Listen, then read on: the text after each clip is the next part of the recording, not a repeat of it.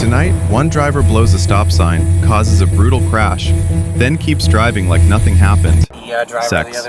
But here's the twist. When police catch up to her, she claims she didn't hit anyone, and says she's the one who got hit. Stay to the end, because the officer says one sentence that destroys her story, and it's all on camera. Police arrive seconds after impact. The victim's airbags are out. He's shaken, but says he's not seriously hurt. You okay, dude? You alright? Yeah. You injured? No, I don't think. Yeah, it was a brown or beige Saturn, black female driver, younger. I'm out with the other driver. He's advising so far no injuries, but there is airbag deployment. Maylee and Caroline. I've got rescue coming for you just to take a look at you and make sure you're okay, alright?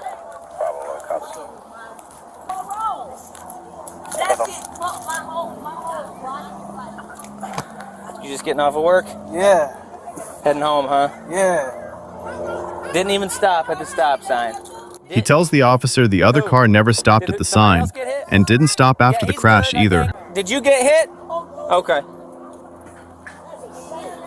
You want to get out or you want to chill where you're at? It's up to you. I need to just chill real quick. Yep, you're good. My heart You're good, man. Take your time. All right, so real quick before I get you your case number and everything, you want to press charges for the hit and run? Okay, we have a female up the street detained that I'm going to go and identify because I saw her driving. If it's her, she's going to go to jail, okay? Yeah. So just raise your right hand for me. You swear that everything in the statement you're about to give is true to the best of your ability? Yes, sir. And you understand that filing a false report in Florida is a criminal offense and you can be charged for doing so? Yes. Okay, state your name and today's date. Juan Marty, 4/1/22. Yep. And what happened today? I got in an accident, hit and run. Okay. Did you see the vehicle? Yes. What color was the vehicle? Tannish brown? Did you see the driver at all? No. And did the vehicle stop and check on injuries? No. Did they attempt to exchange information with you or call the police for No. a report? Do you want to press charges for the hit and run? Yes. Up the street, another unit has someone detained. If that's the driver the victim saw, she's going to jail tonight. Got one detained. Apparently she admitted to being the driver. I'm going to go up there and take a look at her.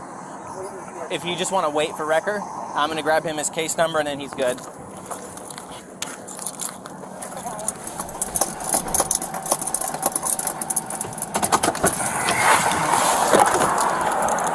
And right away, things get messy.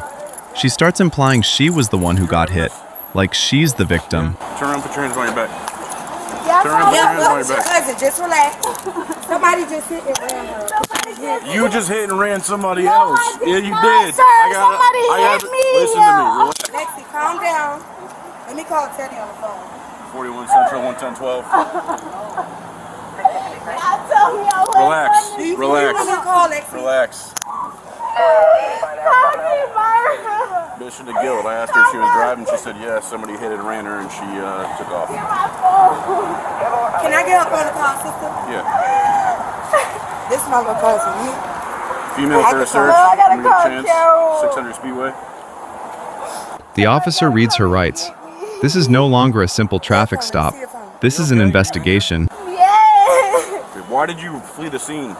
Because I was What's your name? What's your name first? Talk to me real quick, all right? I'm sorry for doing that to you right now, but I have to put you in handcuffs. Listen to me. What's my your name first is name? Alexis. All right, listen to me real quick, all right? Alexis, you have the right to remain silent. Anything you say may be used as evidence against you. You have the right to talk to an attorney or have him or her with you now or anytime you're in question. If you cannot afford it, an attorney won't be appointed to represent you. If at any time you wish to stop talking or have an attorney present, I'll question him to stop your request. You understand your rights? Okay. Explain to me why you ran. Okay. Or why you... Then she admits the real reason she panicked. She doesn't have a license. She says she saw police lights and kept going. I admit I kept going, but when I kept going, I already turned, their lights were off. So me thinking they're trying to get around me, so I kept going. You feel me? I was scared. I know I have no license, so I got scared. I panicked. Okay. So I kept going. As I kept going, I did not hit them, sir. As me going, they was coming out and they bashed into the side of the car. You can see I didn't hit them. I can see that. I didn't hit them at all, sir. If I hit them, my front thing, their front thing would have been messed up. My whole side is messed up from the tire. Do you have ID in your purse? Yes. Can I grab it? Yes. And I came here because the car was making a bad noise. You should have stopped. You're correct. But like, will I get a bond? What? Will I get a bond? How much? I don't know what your charges are right now. You might have a fleeing charge. Come on, I got a scarf on. Relax, all right? It's an accident, okay? She insists she didn't hit anyone. She claims a white car pulled out and hit her, but she also admits she didn't make a full stop at that stop sign. Do you have anything in there you're worried about? No?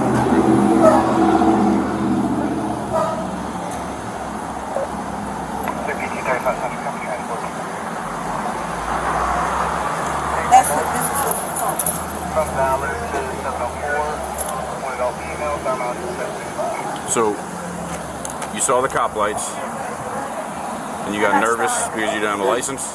No, I saw the cop. Like, I went out as the police was coming in and was afraid of me to stop. I was already at a stop sign, so it's my goal. Okay. You get what I'm saying? Yeah. Right there by you finna go to Soul City. I'm straight. The police is coming to their stop sign. I'm already at the stop sign. It's my goal to go. So I went. The police hit the lights. I stopped. I kept going, but they turned their lights off, and I kept going. As I kept going, they were still behind me. They wasn't behind me. But then they flashed their lights again. I was already by the street where I got hit at. As me still going, it's no stop signs there. So as me still, no it was, I stopped and then I kept going. And then the white car was not supposed to come out as me going.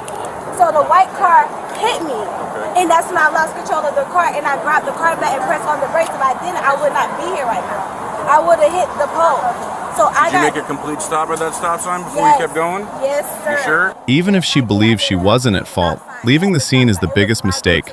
In Florida, you must stop and check for injuries. No excuses. We're gonna figure it out.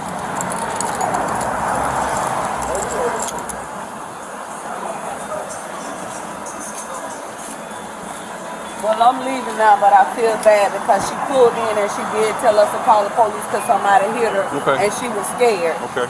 So, but I'm leaving now. So is she gonna be okay? No, she's going to jail. Because she fled from me before she crashed into somebody and then fled from this. And here it is, the sentence that ends the debate. The officer says he watched her roll the sign, crash into that man, and drive off. When you pulled out in front of me on Caroline, okay, so I lit you up, you started to stop, and then you just took off. Then you blew the stop sign when you turned eastbound on Maley and crashed into that poor guy on his way home from work, and you kept on driving. Yes, you did. I watched it happen. When you don't stop at stop signs, it doesn't matter if he hits you, it's your fault. And you're required by Florida law to stop and make sure they're okay. Okay, if you would have just stopped, it never would have happened. I wasn't even going to write you a ticket. Okay, whether your license is valid or not, I don't have time for stuff like that. I would have addressed the violation and I would have sent you on your way. But you didn't stop. Her family arrives, and the charges stack up fast. Driving without a license, hit and run, and fleeing. Translation?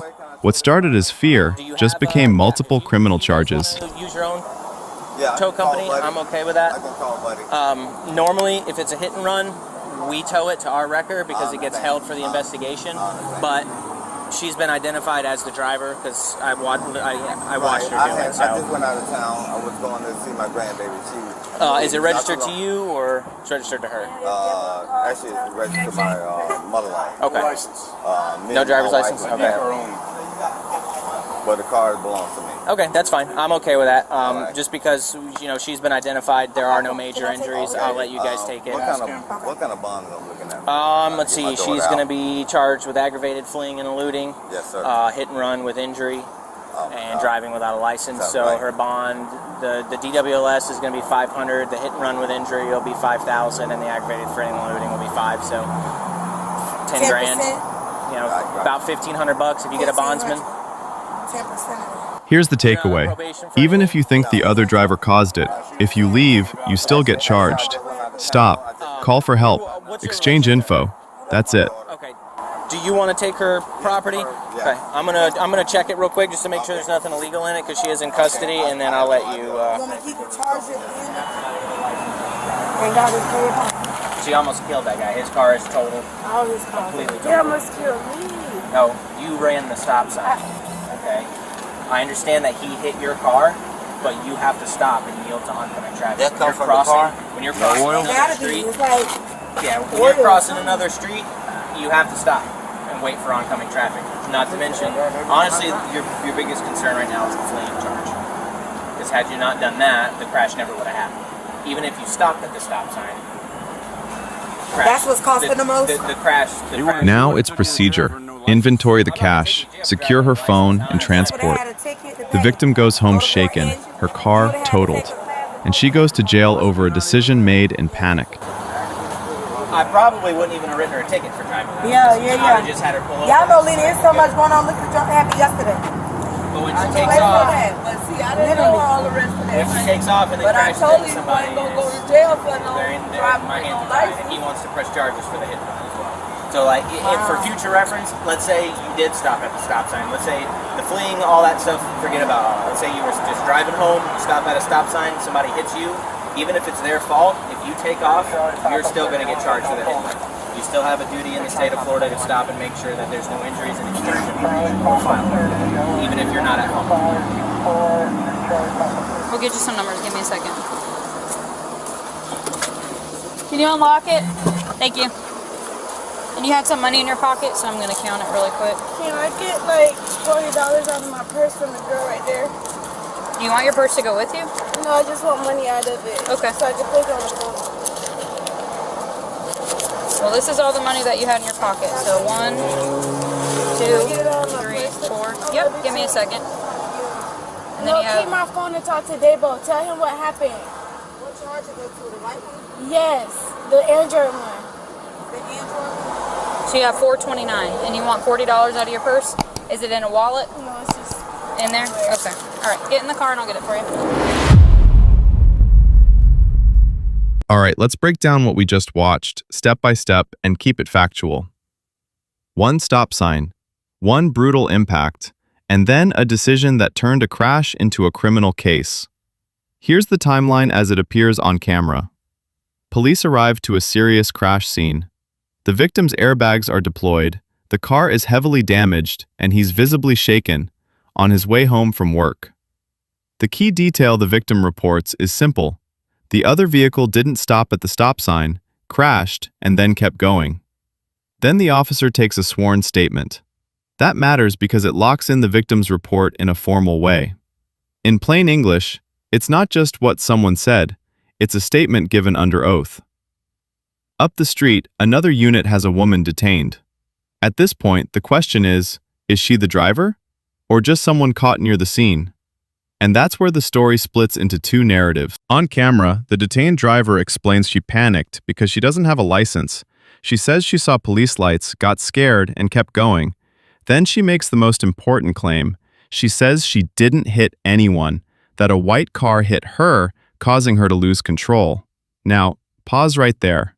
A claim like that can be true, false, or partially true. We can't see every angle from Bodycam alone. But what we do have is a direct contradiction. The officer states he personally watched her roll the stop sign, crash into the victim, and keep driving. Even if someone believes they weren't at fault, leaving the scene is where things spiral. Because after a crash, the law doesn't only care about blame, it also cares about duty. Duty to stop, duty to check injuries, duty to exchange information, duty to report. This is a textbook example of panic decision-making. A lot of people think, if I keep going, I can avoid the ticket, avoid the trouble, avoid the consequences. But panic doesn't erase consequences, it multiplies them. If you're driving without a license, the fear is real. But the moment you flee, you risk adding far more serious charges, plus you increase the chance someone gets hurt. One detail people will debate is the word injury. Early on, the victim reports no major injuries. Later, the discussion mentions hit and run with injury. We don't have full medical context in this clip. Sometimes that can mean an initial complaint, soreness, minor treatment, or simply how the incident is classified while being evaluated. The safe, fair takeaway is this. The crash was severe, and the risk of injury was absolutely real. If you take nothing else from this video, take this. After a crash, especially one like this, do these basics. 1. Pull over safely and stop. 2. Check if anyone is hurt and call 911 if needed. 3. Exchange information. 4. Stay until law enforcement clears you, even if you think you weren't the cause, even if you're scared. Leaving is what turns a moment into a case. Also, think about the victim. He's just trying to get home. His car is wrecked, his night is destroyed, and he's left dealing with shock, insurance, repairs, and lost time. And on the other side, a family shows up suddenly facing arrest, bond, towing, and a legal mess. That's why one bad decision at a stop sign can hit more than one person. Now I want to hear from you. Keep it respectful and fact-based. Do you think fear of being stopped ever explains fleeing, even for a second? And if you were the officer, what would you focus on first? The crash details, the fleeing, or the license issue? Drop your take below because your perspective is often the best part of these breakdowns. If you want more real-world body cam breakdowns, subscribe and turn on notifications. We post cases where a split-second choice creates a chain reaction, so we can learn from it, not repeat it. A stop sign isn't a suggestion, and after a crash, stopping isn't optional. It's the difference between an accident and a charge.